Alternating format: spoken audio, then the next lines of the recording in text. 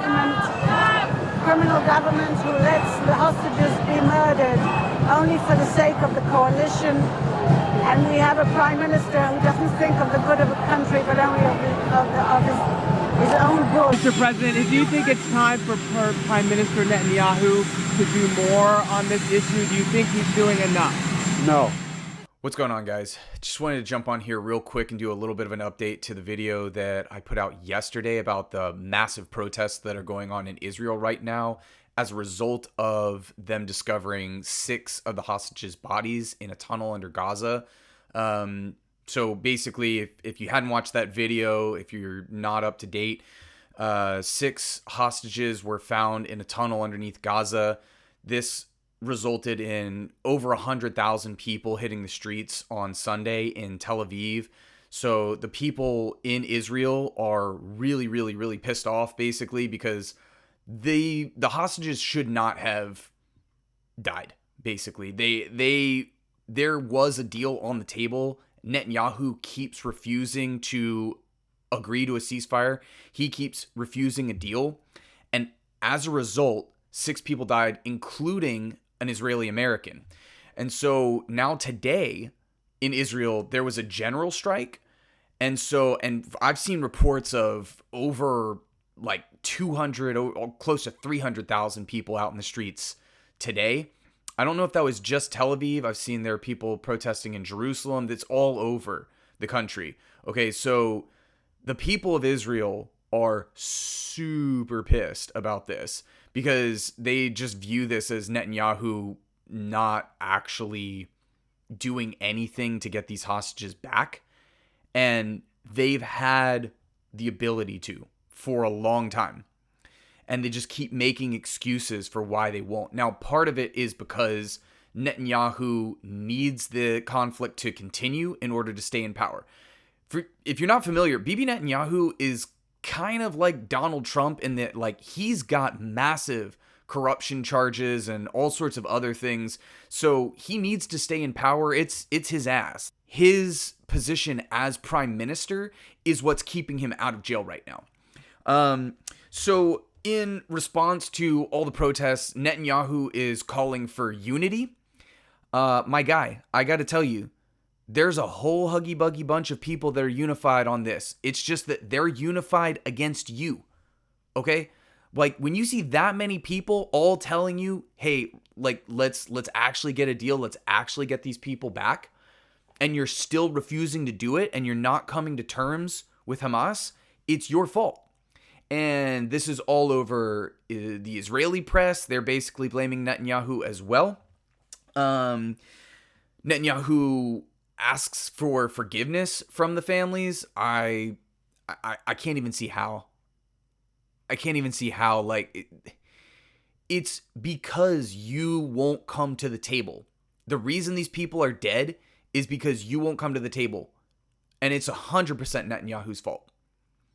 But the good thing is that the press sees it, the people of Israel see it, and apparently Biden sees it too, because he released a statement as well saying that Netanyahu was not doing enough to secure a deal to get the hostages back and get a ceasefire. So even Joe Biden, who has done everything except bend over and spread them for Bibi Netanyahu, is saying, hey, look, you're not, like, this is ridiculous. You let these people die. So like I said, the press blames Netanyahu. Biden's kind of blaming Netanyahu. So everybody at this point understands that Netanyahu is to blame for these hostages being killed. And of course, his response is ridiculous and tone deaf.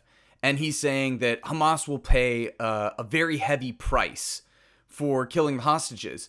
And so his response is going to be what it's always been, which is more militarism. They're going to bomb more. They're going to kill more innocent people. And the thing that's even crazier is that, like, his own defense minister, Yoav Gallant, is saying that, like, he's very disheartened by Netanyahu saying that he's going to respond with more violence. Same thing with Israel Katz. He's saying very problematic that this is the response from Netanyahu. So what I think will be really interesting coming out of this is how long these protests go on and how long the general strike goes on. Because I alluded to it in the last video that I did, that the Israeli economy could be on the verge of collapse just because of how much has happened since October 7th. And there are a bunch of people that are divesting from the Israeli stock market. They're pulling businesses out. Israel has killed a ton of Palestinians, which were a form of labor to run the companies in Israel. So my hope is that they continue the general strike and that the pressure is enough that Netanyahu finally comes to his senses. But I feel like this is the hill that he's going to die on, and they're just going to continue to do worse and worse and worse things. I just want to know where the red line is for the United States. And guys, one of the hostages that was found dead was actually an Israeli American. His name was Hirsch Goldberg Paulin, and he was only 23 years old, but he was supposed to have been released if they had gotten a ceasefire deal. Also, the funny thing is, you hear about 6 people who were hostages who were killed by Hamas. In the same 24-hour period, 47 Palestinians were killed. Nobody even raises an eyebrow about that. Okay, so you're talking about almost 8 times as many Palestinians were killed. Meh. But 6 Israeli hostages, that makes international news. So it's so completely lopsided the way that the news covers this stuff, okay? And so, like I said, I just wanted to jump on here and do a quick little update on what I've read so far. Hopefully the general strike continues. Hopefully the pressure continues to mount. I don't even want to know what Netanyahu is going to do in order to respond, because I'm sure it's just going to be atrocious. But we'll stay up to date on the story and I'll let you know. Anyway, hope you guys all had a really good Labor Day. Like and subscribe. Helps me out massively. Helps get the viewers up. Gets the video out to more people. And I'll see you guys in the next one. Peace.